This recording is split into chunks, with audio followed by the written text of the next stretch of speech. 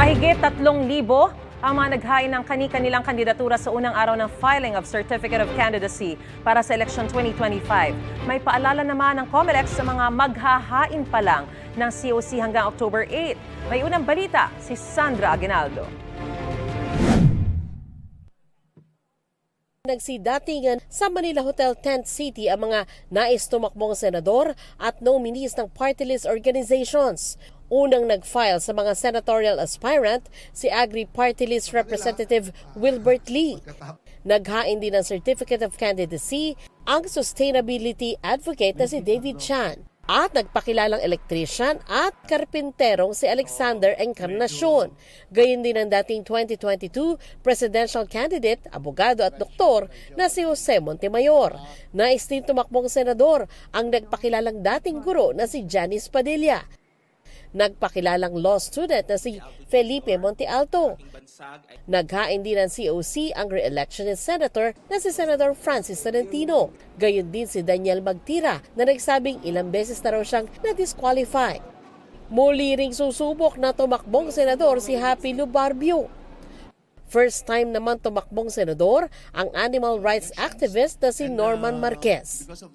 Ikalawang pagkakataon ng naghain ng COC ang security guard na si Phil de las Reyes. Sunod na naghain ang vlogger na si Mark Gamboa. Gayon din ang senatorial aspirant na si Mig Katuran. Naghain din ang COC sina independent aspirant Jose Jesse de la Calzada Olivar, independent ding aspirant na si Joseph Tandy at kinatawan ng Partido Maharlika na si Nahar Sahipa Sali. Pero di sila umakyat sa entablado para magpakilala sa media. Huling naghain ang independent filer na si Sunang Mona Di Tanongun. Ayon sa COMELEC, maayos naman ang unang araw ng COC filing sa iba't ibang panig ng bansa. Ito pong bilang na ito dito sa atin sa national candidates ay normal po itong bilang. Ganito po talaga yung average. Asahan niyo po pagdating na October 3 ay sadyang dyan po tataas na ang bilang. Tatanggapin daw ang COC basta kumpleto ang requirements. Pero sasalain muna ang listahan bago ilagay sa balota. Hindi isasama ang napatawa ng korte ng parusang hindi na pwedeng humawak ng posisyon sa gobyerno. Gayon din ang mga nuisance candidates. Umasa po kayo na pagkatapos ng filing ng Certificates of Candidacy, tayo ay magpapatawag ng mga pagdinig, magre-require tayo ng pagpa-file ng komento o answer upang patunayan ng bawat isa o kung sino man na siya ay hindi nuisance candidate.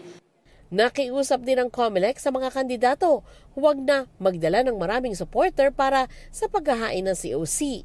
Hindi lang sa Manila Hotel, kundi pati sa mga local COMELEC office. Mas maliliit ang opisina ng COMELEC sa field. Mas maliliit po ang kalsada, mas gagawa po ng traffic. Kaya sana po, wag na po nating dalhin. Total naman po, paghahain lang to ng COC, may sapat na panahon po para makapagkampanya kayo at makapagpakilala sa ating mga kababayan. 15 naman ang naghain ng Certificate of Nomination at Certificate of Acceptance of Nomination para makakuha ng posisyon sa Kamara.